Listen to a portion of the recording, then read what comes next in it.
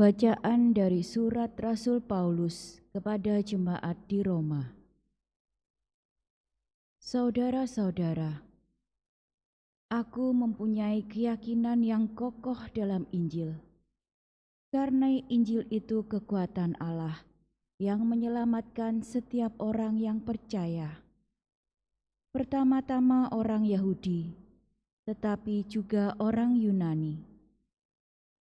Sebab di dalam Injil, kebenaran Allah menjadi nyata, dan kebenaran itu bertolak dari iman dan menuju kepada iman.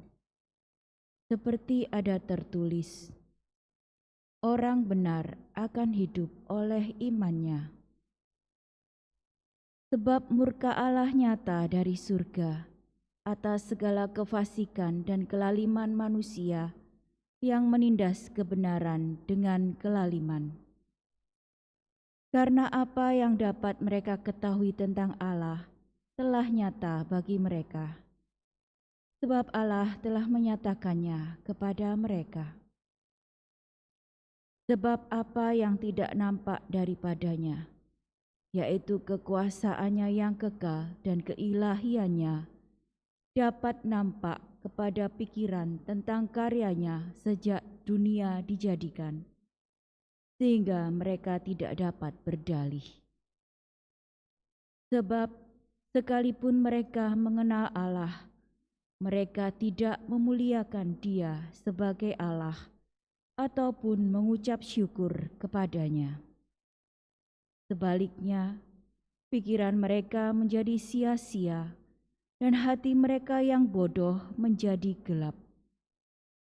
Mereka berbuat seolah-olah mereka penuh hikmat, tetapi nyatanya mereka telah menjadi bodoh. Mereka menggantikan kemuliaan Allah yang bakal dengan gambaran yang mirip dengan manusia yang fana. Burung-burung, binatang-binatang yang berkaki empat, atau binatang-binatang yang menjalar. Karena itu, Allah menyerahkan mereka kepada nafsu kecemaran mereka, sehingga mereka saling mencemarkan tubuh mereka. Sebab mereka menggantikan kebenaran Allah dengan dusta dan memuja serta menyembah makhluk yang melupakan penciptanya yang harus dipuji selama-lamanya. Amin. Demikianlah sabda Tuhan. Syukur kepada Allah. Langit mewartakan kemuliaan Allah. Langit mewartakan kemuliaan Allah. Langit menceritakan kemuliaan Allah, dan cakrawala memberitakan karya tangannya. Hari yang satu mengisahkannya kepada hari yang lain, dan malam yang satu menyampaikan pengetahuannya kepada malam berikut. Langit mewartakan kemuliaan Allah, meskipun tidak berbicara dan tidak mendengarkan suara, namun di seluruh bumi bergaunglah gemanya, dan amanat mereka sampai ke ujung bumi. Langit mewartakan kemuliaan Allah. Haleluya, haleluya, Haleluya, haleluya. haleluya. Sabda Allah itu hidup dan penuh daya, menguji segala pikiran dan maksud hati. Haleluya, haleluya.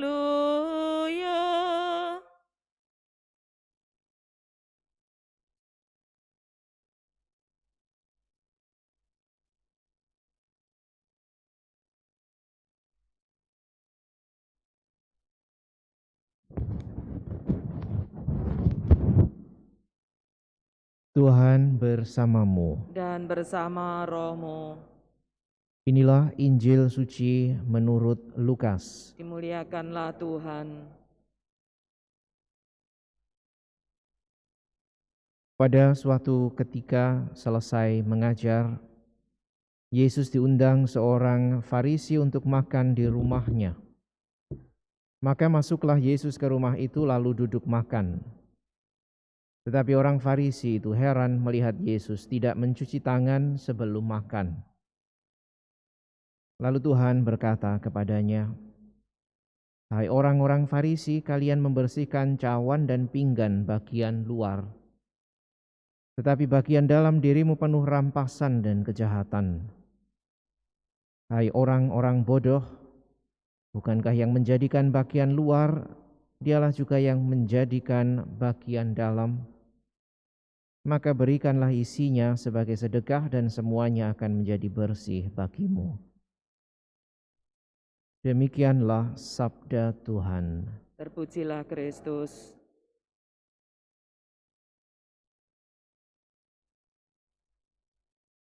Saudara sekalian yang terkasih, dalam bacaan Injil hari ini kita mendengarkan perjumpaan Yesus dengan orang Farisi, dan di dalam perjumpaan itu orang Farisi bertanya kepada Yesus mengapa ia tidak mencuci tangan sebelum makan. Seperti kebanyakan orang Farisi, orang ini adalah seorang yang saleh, taat pada aturan, dan sebagai bentuk ketaatan itu maka tidak jarang mereka mengingatkan siapapun agar juga menaati seluruh ketentuan yang ada di dalam Taurat, termasuk misalnya tata cara sebelum makan dengan mencuci tangan. Ketaatan pada hal-hal kecil yang bagi orang-orang lain kadang-kadang tidak amat diikuti, menjadi bahan bagi orang Farisi untuk selalu misalnya mengingatkan. Bukan hanya mengingatkan, tetapi tidak jarang juga mereka lalu menyatakan bahwa tindakan-tindakan tertentu adalah salah karena tidak sesuai dengan ketentuan Taurat. Berhadapan dengan situasi seperti ini, Yesus justru mengajak orang Farisi untuk masuk ke dalam hati yang lebih dalam. Karena apa yang ada di luar, yang dilakukan secara lahiriah, tidak lain semestinya mengungkapkan apa yang ada di dalam hati. Kalau segala ritual hanya dilakukan pertama-tama karena ketaatan saja, tanpa didasarkan pada motivasi yang lebih dalam di dalam hati, dan lebih khusus lagi misalnya dalam hal pembersihan ini, Yesus mengajak bahwa dalam hatilah orang pertama-tama harus hidup dengan bersih. Yang luar-luar itu perkara gampang.